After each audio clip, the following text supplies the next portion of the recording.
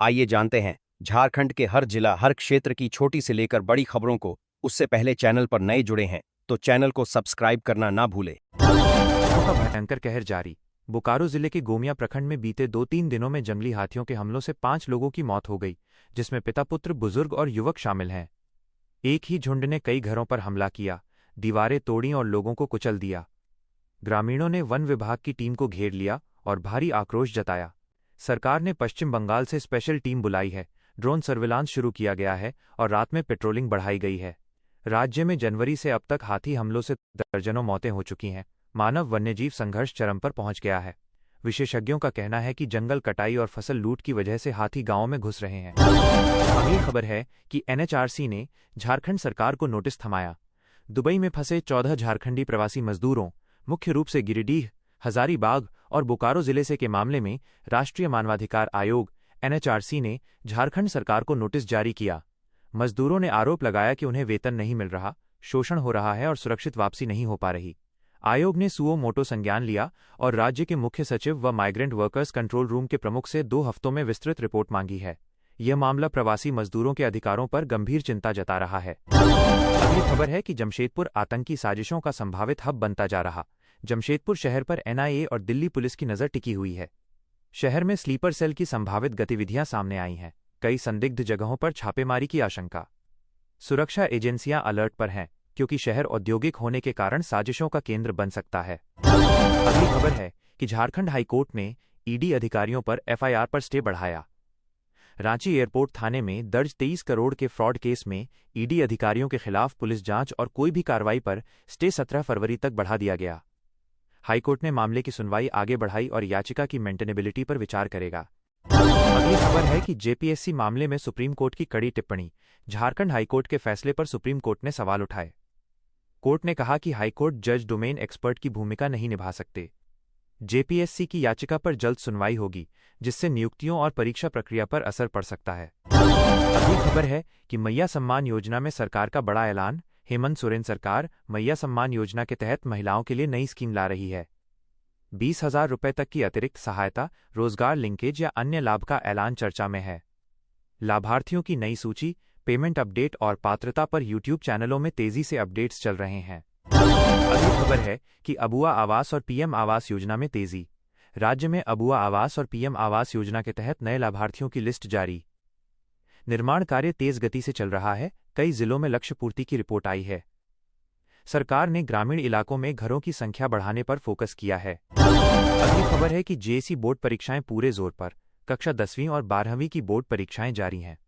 आज संगीत और अन्य वैकल्पिक विषयों की परीक्षा हुई। कुल 7 लाख से अधिक छात्र शामिल। परीक्षा केंद्रों पर सख्त निगरानी, नकल रोकने के लिए विशेष इंतजाम। अगली खबर है कि डीएमएफटी फंड में करोड़ों का दुरुपयोग का गंभीर आरोप। कुछ आईएएस अधिकारियों पर डीएमएफटी फंड, जिला खनिज न्यास फंड के दुरुपयोग का बड़ा आरोप। बंगला, जिम और अन्य व्यक्तिगत सुविधाओं पर करोड़ों रुपए खर्च, 10 करोड़ के यूटिलाइजेशन सर्टिफिकेट न मिलने पर विवाद। जांच की मांग तेज, विपक्ष ने सरकार पर निशाना साधा। अगली खबर है कि राजनीतिक गतिविधियां और संसद सत्र में झारखंड मुद्दे। सीएम हेमंत सोरेन की सरकार से जुड़ी अपडेट्स।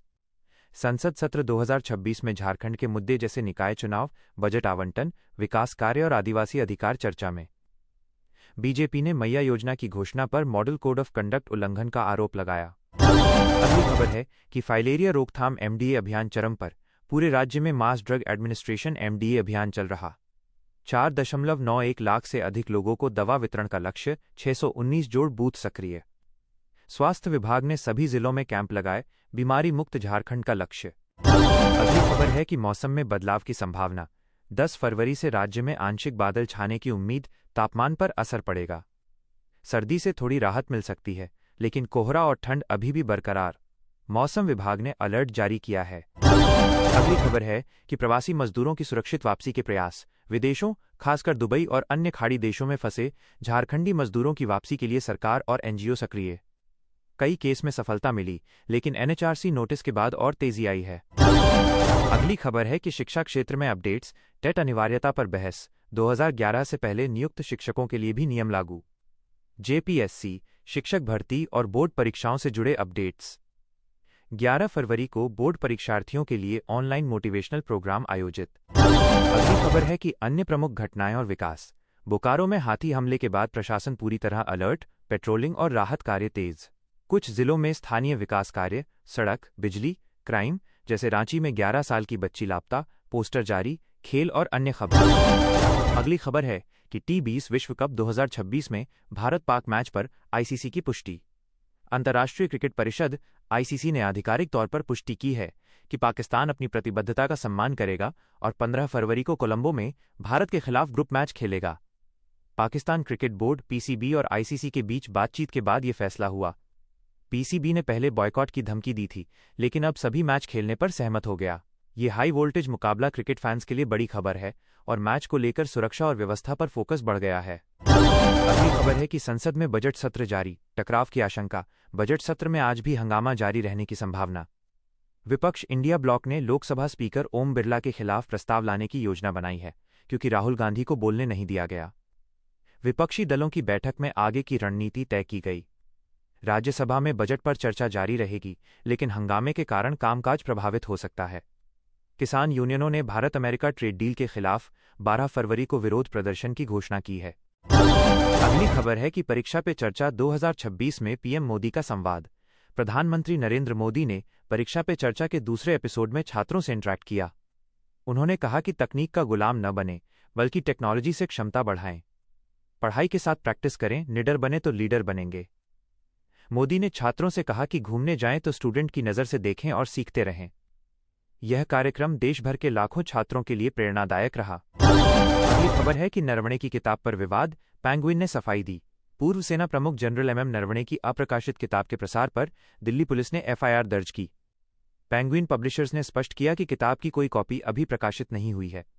पूर्व सेना प्रमुख की मेमोयर पर राजनीतिक विवाद बढ़ा और सरकार ने इसे राष्ट्रीय सुरक्षा से जोड़कर देखा। अगली खबर है कि मूडीज ने भारत की जीडीपी ग्रोथ पर सकारात्मक अनुमान।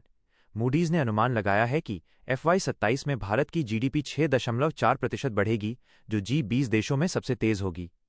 विदेश सचिव विक्रम मिस्री ने कहा कि तेल आयात राष्ट्रीय हितों से निर्देशित होंगे। ट्रंप के रूसी तेल वाले दावे पर टिप्पणी से इनकार नहीं किया। गुजरात अब भारत में रिन्यूएबल एनर्जी क्षमता में टॉप राज्य बन गया है। अगली खबर है कि अमेरिकी राष्ट्रपति डोनाल्ड ट्रंप ने कनाडा के साथ Gordie Howe international bridge, Detroit Windsor के उद्घाटन को ब्लॉक करने की धमकी दी है। यह $4.60 बिलियन का ब्रिज 2026 की शुरुआत में खुलने वाला था, लेकिन ट्रंप ने कहा कि कनाडा अमेरिका को पूर्ण मुआवजा नहीं दे रहा और फेयर ट्रीटमेंट नहीं कर रहा। उन्होंने सोशल मीडिया पर पोस्ट किया कि ब्रिज तब तक नहीं खुलेगा जब तक कनाडा अमेरिका को सम्मान नहीं देता। यह यूएस कनाडा ट्रेड टेंशन और टैरिफ वॉर को और भड़का सकता है।